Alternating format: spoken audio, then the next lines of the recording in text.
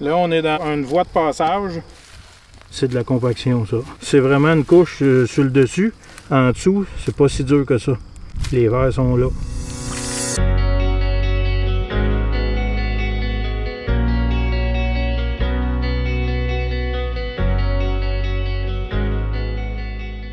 Le but d'aller en semi-direct était d'arrêter, de sortir les roches pour arrêter d'user de la machinerie puis de travailler à ramasser ces roches-là.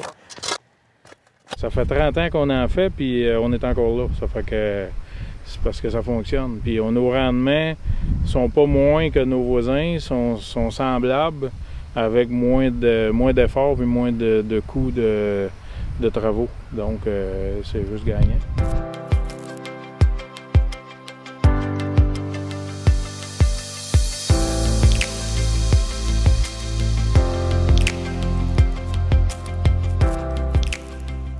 On a récolté le blé il y a 2 semaines.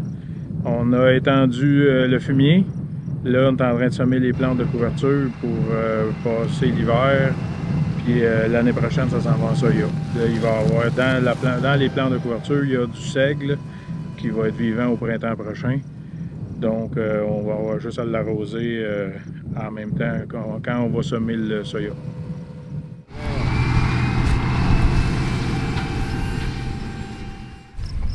Donc on voit sa profondeur de semis.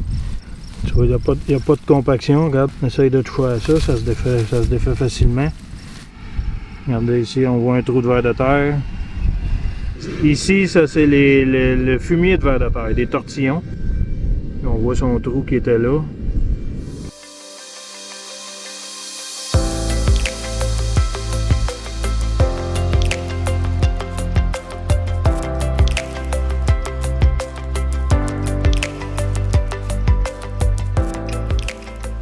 Toutes nos machines ont 40 pieds de large, donc les tracteurs passent toujours aux mêmes places tout le temps.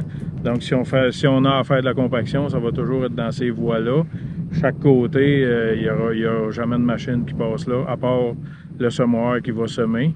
Si on a semé quand c'est frais, là, on va voir notre compaction qu'on vient de faire au printemps, ça peut paraître un peu.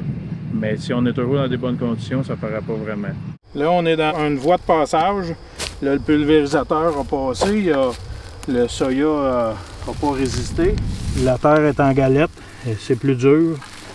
C'est de la compaction, ça. C'est vraiment une couche sur le dessus. En dessous, c'est pas si dur que ça. Les vers sont là. On va aller juste à côté où il n'y a pas de trace de circulation. Ça va nous faire mentir, regarde le bloc qui est sorti. Beaucoup plus d'activité dedans. On voit que ça se défait bien. C'est plein de racines.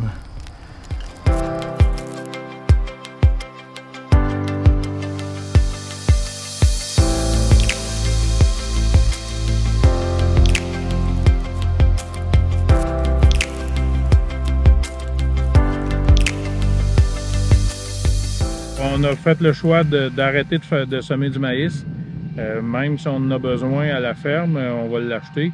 On a changé plutôt nos rotations pour aller soya, canola, céréales. C'est plus rentable économiquement. Ça nous permet de faire plus grandes céréales d'automne. Donc au printemps, c'est déjà semé. Ça fait aussi que les récoltes sont plus hâtives.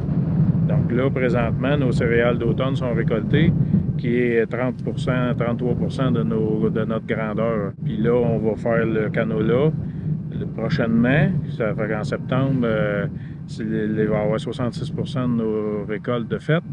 Puis il va rester seulement le soya à faire au début octobre.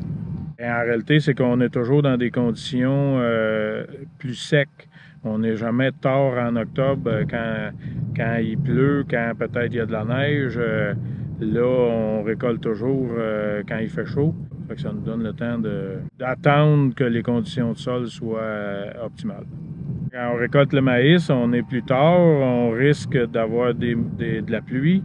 On transporte des gros volumes de grains. Ça fait qu'on se promène avec des charges assez lourdes. Là aussi, le fait d'avoir toutes des céréales courtes, des cultures courtes, ça nous permet d'étendre nos fumiers aussi au mois de juillet, août, et non d'attendre au mois d'octobre et plus. Ben oui, au printemps, on a un stress de moins parce que les céréales d'automne qui sont déjà semées, bien, même s'il pleut, eux, ils poussent. Puis, comme cette année, bien, on a eu un mauvais printemps. Les céréales ont été belles tout l'été. On a eu des super bons rendements. C'est économique, mais en même temps, c'est écologique, mais c'est surtout le fait de changer nos rotations, de faire... Puis de faire du semi-direct, bien, on sauve des travaux. Donc, en sauvant des travaux, moins de machinerie, moins de temps d'homme, moins de 2 heures de machinerie. Ça fait que automatiquement, c'est sauver de l'argent.